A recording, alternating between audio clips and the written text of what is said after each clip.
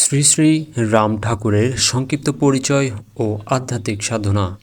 শ্রী শ্রী রাম ঠাকুর রামচন্দ্র চক্রবর্তী 1860 খ্রিস্টাব্দের 2 ফেব্রুয়ারি, বাংলা 19 মাঘ 1266।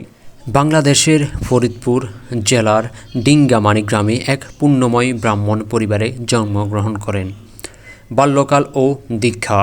ছোটবেলা থেকেই তার মধ্যে এক তীব্র উদাসীনতা ও আধ্যাত্মিক ভাব লক্ষ্য করা যেত। মাত্র 8 বছর বয়সে তিনি তার গুরুজি শ্রী শ্রী কুঞ্জবিহারী গুহ ঠাকুরের, যিনি একজন মহান সাধক ছিলেন, তার কাছ থেকেই দীক্ষা লাভ করেন। হিমালয়ে কঠোর সাধনা। গুরুজির নির্দেশে রাম ঠাকুর দীর্ঘকাল কামাখ্যা, হিমালয়ের বশিষ্ঠাশ্রম এবং অন্যান্য দুর্গম স্থানে কঠোর তপস্যা ও সাধনা করেন। সাধনা অবস্থায় তিনি পরম সত্য উপলব্ধি করেন এবং সিদ্ধিলাভ করেন। রাম ঠাকুর কি কোনো দেবদেবীর সাক্ষাৎ পেয়েছিলেন? এই প্রশ্নটি অনেকেরই থাকেন। অনেকেরই মনে প্রশ্ন জাগে, রাম ঠাকুর কি কোনো দেবদেবীর সাক্ষাৎ পেয়েছিলেন?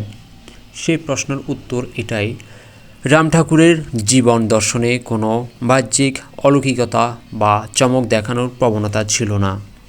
তবে তার ভক্তদের বিভিন্ন অভিজ্ঞতা এবং আধ্যাত্মিক গ্রন্থে তার দৈব সাক্ষাতের অসাধারণ কিছু বিবরণ পাওয়া যায়, যেমন আদ্যাশক্তি ও অন্যান্য দেবদেবীর দর্শন। সাধক জীবনে রাম ঠাকুর হিমালয়ে নির্জন গুহায় এবং বশিষ্ঠাশ্রমে অবস্থানকালে স্বয়ং জগন্মাতা আদ্যাশক্তি, মহাদেব শিব এবং অন্যান্য উচ্চমার্গের দেবদেবীর প্রত্যক্ষ বা অপ্রত্যক্ষ দর্শন ও আশীর্বাদ পেয়েছিলেন বলে জানা যায়। সত্যনারায়ণ স্বরূপ। ভক্তদের বিশ্বাস, রাম ঠাকুর নিজেই ছিলেন কলিযুগের শ্রী শ্রী সত্যনারায়ণ বা পরম ব্রহ্মের অবতার। তিনি কোনো দেবদেবীর আলাদা রূপের চেয়ে এক মেমাদ্বিতীয়ম বা এক পরম ঈশ্বরের শক্তির উপর জোর দিতেন। দৈববাণীর প্রকাশ। তিনি কোনো সাধনা বা সিদ্ধির দেমাক করতেন না, তবে তার মুখ থেকে যে বাণী বের হতো তা কোনো সাধারণ মানুষের বাণী ছিল না, বরং তা ছিল পরমাত্মা বা দৈব শক্তির প্রকাশ। তিনি ভক্তদের বলতেন, ভগবান এবং তার নামের মধ্যে কোনো পার্থক্য নেই। আমাদের প্রশ্ন অনেকেরই, কৈবল্যধাম কীভাবে সৃষ্টি হয়েছে, বা এটা আমরা বেশিরভাগ মানুষই জানি না। তাহলে চলুন জানা যাক, কৈবল্যধাম কীভাবে সৃষ্টি হলো। চট্টগ্রামের পাহাড়তলি, একে এখন কৈবল্যধাম এলাকা বলা হয়। অঞ্চলে এই ধামটির উৎপত্তি, এর পেছনের ইতিহাসটি নিম্নরূপ। আশ্রম প্রতিষ্ঠার প্রেক্ষাপট। রাম ঠাকুরের অগণিত ভক্ত ও শিষ্য তৈরি হওয়ার পর তারা ঠাকুরের স্থায়ী সান্নিধ্য ও সাধন ভজনের জন্য একটি উপযুক্ত জায়গার খোঁজ করছিলেন। 1930-এর দশকে চট্টগ্রামের পাহাড়তলির এক নির্জন, শান্ত এবং পাহাড় জঙ্গল ঘেরা প্রাকৃতিক পরিবেশকে এই কাজের জন্য নির্বাচন করা হয়। ভিত্তি প্রস্তর স্থাপন। 1930 খ্রিস্টাব্দের কাছাকাছি সময়ে 1337 বঙ্গাব্দ রাম ঠাকুরের উপস্থিতি এবং তারই নির্দেশনায় চট্টগ্রামের পাহাড়তলিতে এই ধামের ভিত্তিপ্রস্তর স্থাপন করা হয়। কৈবল্যধাম এটির নামকরণ। রাম ঠাকুর নিজেই এই আশ্রমের নাম দেন কৈবল্যধাম। কৈবল্য শব্দের অর্থ হল মোক্ষ, পরম মুক্তি বা পরম ব্রহ্মের সাথে একাত্ম হয়ে যাওয়া, অর্থাৎ যে স্থানে এসে মানুষ সমস্ত জাগতিক বন্ধন থেকে মুক্তি পেয়ে পরমাত্মার সন্ধান পায়, তাই হল কৈবল্যধাম। দক্ষিণ কৈবল্যধাম। পরবর্তীতে ভারতের যাদবপুরেও কলকাতা শ্রী শ্রী কৈবল্যধাম নামে এর একটি শাখা বা প্রধান কার্যালয় উপস্থিত হয়, যা দক্ষিণ কৈবল্যধাম নামে পরিচিত। তবে মূল এবং প্রথম ধামটি চট্টগ্রামেই অবস্থিত। কৈবল্যধাম প্রতিষ্ঠার মূল কারণ কি? রাম ঠাকুর কোনো জাঁকজমকপূর্ণ মন্দির বা ধর্ম ব্যবসা পছন্দ করতেন না। কৈবল্যধাম প্রতিষ্ঠার পেছনে গভীর আধ্যাত্মিক ও সামাজিক কারণ ছিল।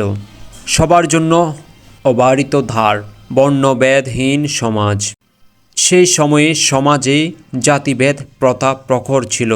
রাম ঠাকুরের নির্দেশ ছিল কৈবল্যধামে ধনী দরিদ্র, হিন্দু মুসলিম বা কোনো জাতপাতের বিচার থাকবে না।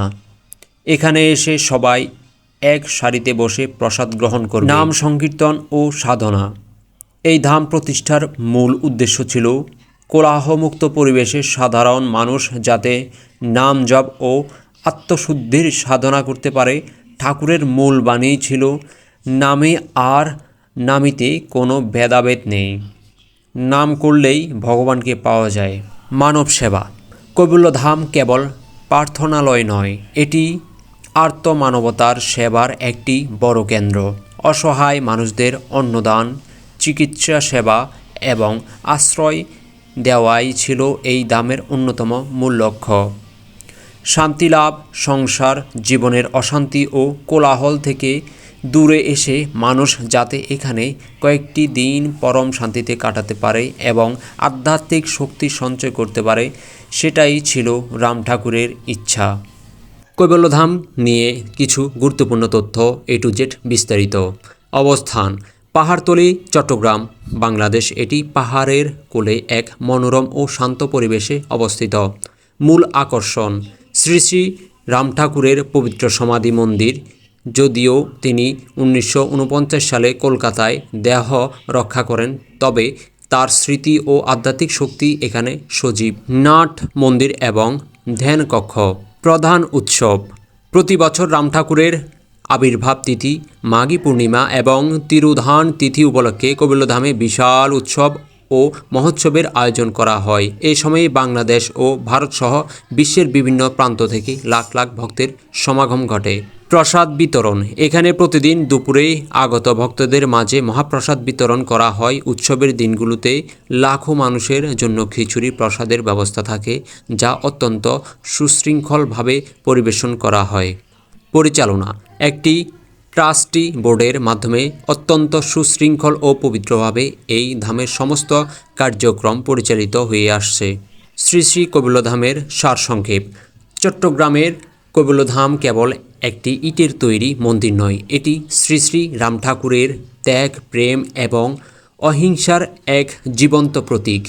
তিনি এখানে কোনো বাহ্যিক আড়ম্বর চাননি, চেয়েছিলেন মানুষের মনের অহংকার দূর করে ঈশ্বরের নামে সাথে যুক্ত করতে। তাই আজও হাজার হাজার মানুষ মানসিক শান্তি ও আধ্যাত্মিক শক্তির খোঁজে এই পুণ্যভূমিতে ছুটে আসেন। ভিডিওটি যদি ভালো লাগে আপনার সুপরিজনকে শেয়ার করেন আর আপনার মন্তব্য জানান।